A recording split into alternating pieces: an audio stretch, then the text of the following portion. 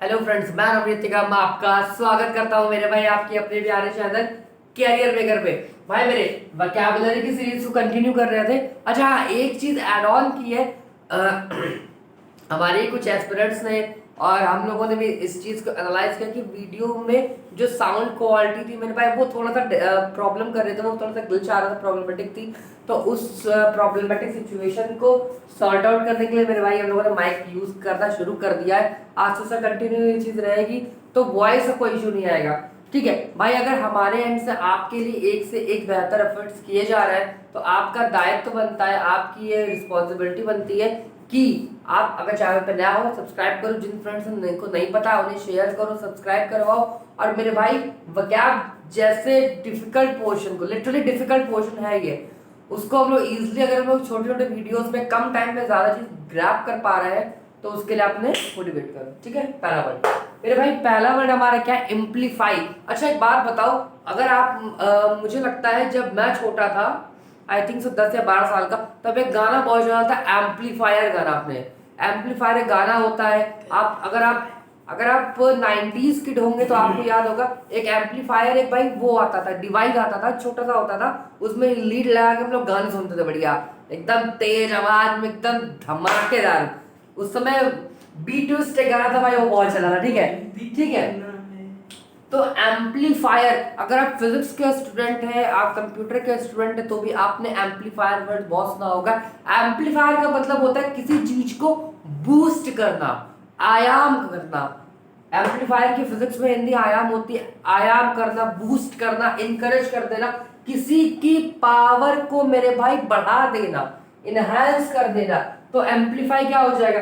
Amplify जो होता है मेरे भाई वर्ब होती है, तो एम्पलीफाई का मतलब यही होता है to increase the capability of something. ठीक है, किसी की क्षमता को इंक्रीज कर देना, इनहैंस कर देना। ठीक है, बूस्ट कर देना।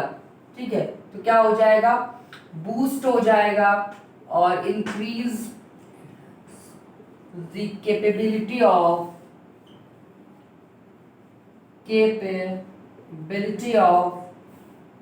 समथिंग।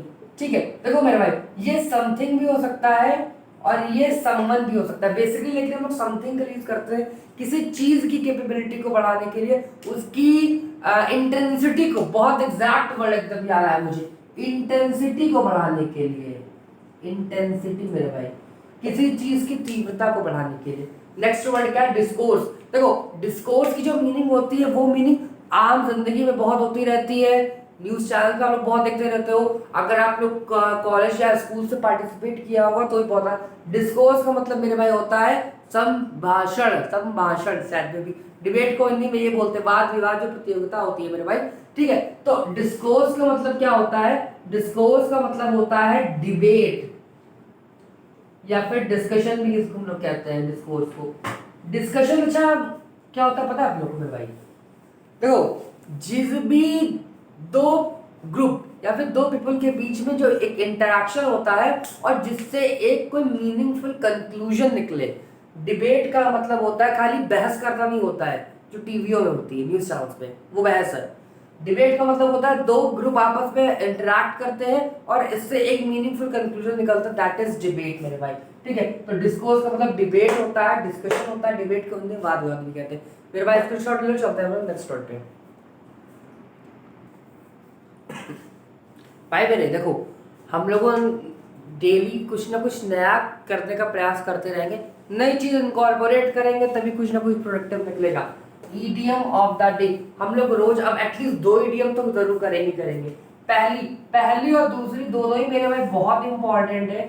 ठीक है, और जो फर्स्ट वाली है वो डेली लाइफ में मेरे भाई बहुत यूज होती है। अच्छा, फॉर एग्जाम्पल आप एग्जाम देने जा रहे होते हो तो घर वाले क्या बोलते हैं? All the best. तो मेरे भाई ब्रेक आ लेग का मतलब होता है ऑल द बेस्ट, कहते नहीं है एकदम फाड़ डालना पेपर, एकदम चीर देना।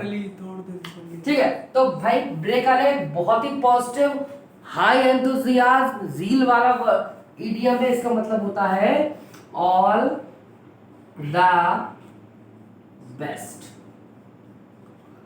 ठीक है, और देखो उसके बाद हमारा जो नेक्स्ट है, भूलोगे तो नहीं, ब्रेक आ लेग मतलब all the best for your upcoming exams, भाई जाओ एंड ब्रेक अ लेग, ठीक है, all the best. Next word क्या है, नेक्स्ट सॉरी इडियम है सो द सीड्स ऑफ, देखो इससे एक चाहो तो मोटिवेशनल मान सकते हो, मोटिवेशन वाला मेरे भाई। हम आज जो करेंगे उसका जो रीजन बनेगा वो फ्यूचर में होने वाली चीजें बनेंगी।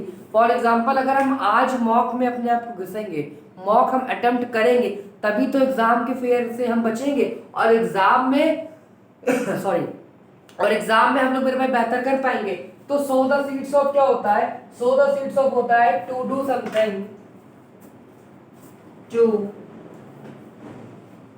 Do something that will be cause of happen in future। Sir visibility है,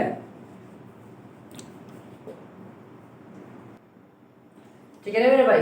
तो सो द सीड्स ऑफ क्या होता है, सो द सीड्स ऑफ का मतलब होता है to do something that will be cause happen in future, मतलब जो भी फ्यूचर में होने वाला, जो भी भविष्य में होगा, उस कुछ ऐसा करना, उसका मेरे भाई क्या बनना, रीजन बनना, ठीक है।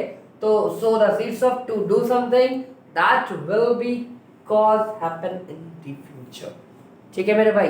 दोनों बहुत इंपॉर्टेंट है, बहुत बहुत बहुत इंपॉर्टेंट है। स्क्रीनशॉट ले लो, नोट डाउन कर लेना। एक काम करो यार, इंग्लिश में पता है जल्दी को रफ तो भरता नहीं है भाई, आपके भर जाते तो मुझे नहीं पता, हम तो ले लेते थे, इंग्लिश से भरता ही नहीं जल्दी, ठीक है। एक ऐसे ईडीएम का अलग अलग लिख लो, क्या क्या अलग कर लो, एंटोनिम्स अलग कर लो, सिनोनिम्स अलग कर दो, वन वर्ड अलग कर लो, तो उसे पिक आउट करना आसान होगा, याद करना आसान होगा। चलते मैं आगे भाई मेरे, पूरे टाइम ना वेस्ट टू, वर्ड ज्यादा हो इसलिए सारे साथ लिख डाले।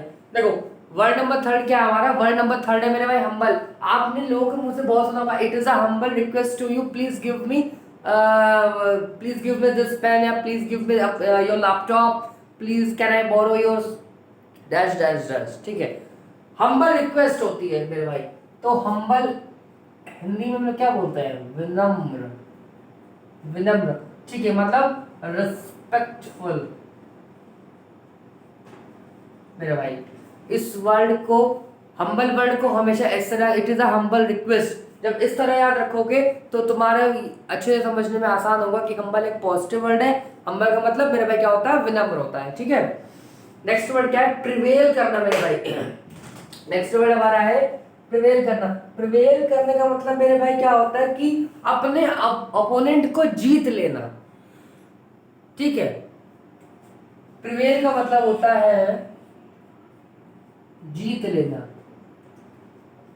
जैसे महाभारत के युद्ध में श्री कृष्ण जो थे और जो उनकी जो सेना थी, साथ में पांडव थे, उन्होंने क्या किया था, उन्होंने दुर्योधन की सेना पे विजय मेरे भाई प्राप्त कर ली थी, उनको जीत लिया था। Defeated an opponent, defeated an opponent. Defeat मतलब हरा देना, किसको, अपने अपोनेंट को, मतलब अपने प्रतिद्वंदी को।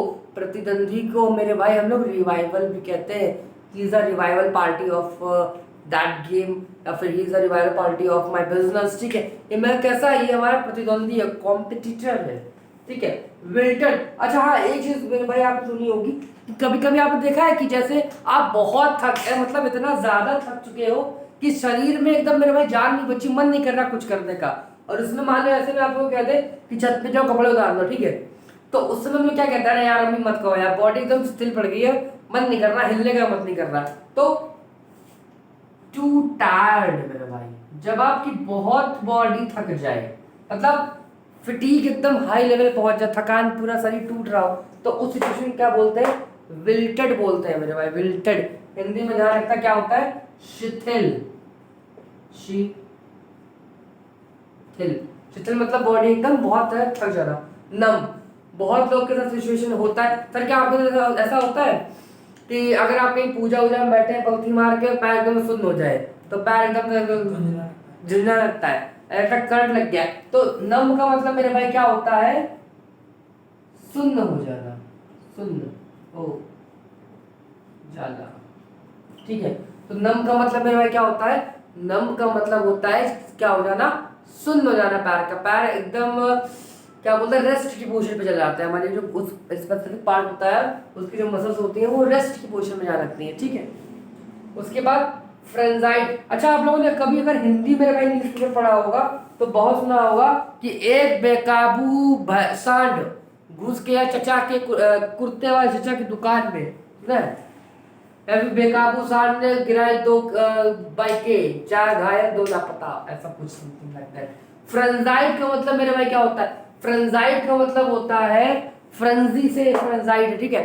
तो फ्रेंजाइट का मतलब होता है क्या, बेकाबू हो जाना, स्टिमुलेटेड, ठीक है, स्टिमुलेटेड मतलब उत्तेजित,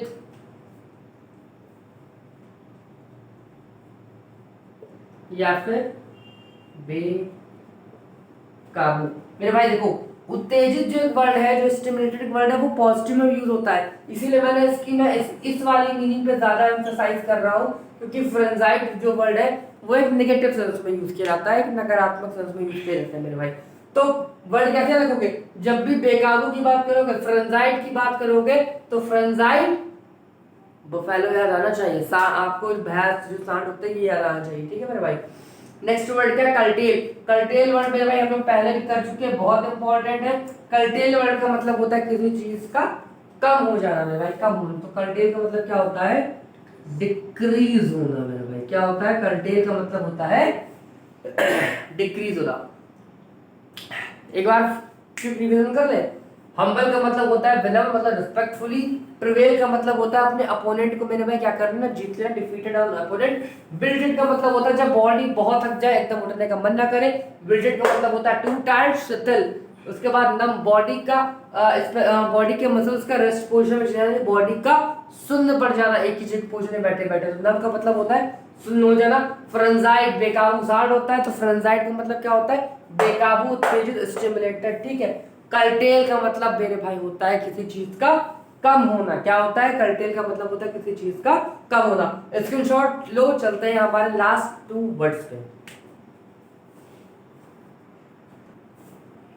ठीक है मेरे भाई। वर्ड नंबर हमारा 9 जो है बहुत न्यूज़ेस में ट्रेंडिंग में रहता है मेरे भाई। इलोप का मतलब क्या होता है, इलोप का मतलब होता है मेरे भाई भाग कर ब्याह करना, मतलब भाग कर शादी करना। भाग का मतलब दौड़ते दौड़ते शादी करना नहीं मेरे भाई, मतलब अपने गार्डियंस की कंसर्ट, म्यूचुअल कंसर्ट के बिना शादी कर देना, दैट इज इलोप मेरे भाई, ठीक है। इलोप का मतलब क्या होता है, भाग कर शादी करना, ठीक है। उसके बाद इट इज द ऑरे वर्ड, मीन इसका क्या प्रोनाउंसिएशन है, ऑरे। और ये हमारे आज के सेशन का लास्ट वर्ड है। ऑरे का मतलब होता है, कहते नहीं आजकल हमारी जिंदगी में मेरे भाई सब अस्त व्यस्त चल रहा है यार, क्या चल रहा है लाइफ में खुद ही समझ में नहीं आ रहा है। पढ़ाई किए जा रहे हैं, किए जा रहे हैं, किए जा रहे हैं, कुछ समझ नहीं आ रहा है, ठीक है। तो ऑरे का मतलब मेरे भाई क्या होता है, ऑरे का मतलब होता है डिसऑर्डर। लेकिन मेरे भाई मैंने जैसे भी कहा था कि आप आज जो करोगे उसका जो फ्यूचर में होने वाला होगा उसका रिजल्ट आपके आज किए हुए, आपके आज लिए हुए स्टेप्स होंगे। तो चार्ज रहना है, बूस्टेड रहना है, रिवाइव रहना है, और अपने लक्ष्य को भेजना ही भेजना है, भेजना ही भेजना है, ऑप्शन नहीं है हमारे पास, तो करना ही करना है। तो ऑरे का मतलब क्या होता है मेरे भाई, डिसऑर्डर होता है, या फिर that is something not in proper manner मेरे भाई, ठीक। तो आज के लिए इतना ही। वीडियो पे अगर पहली बार आए हो तो लाइक करो, शेयर करो, कमेंट करके बताओ कैसा लगा, ठीक है। और चैनल पे अगर पहली बार सब्सक्राइब करो, शेयर करो। धन्यवाद, शुक्रिया, जय श्री राम।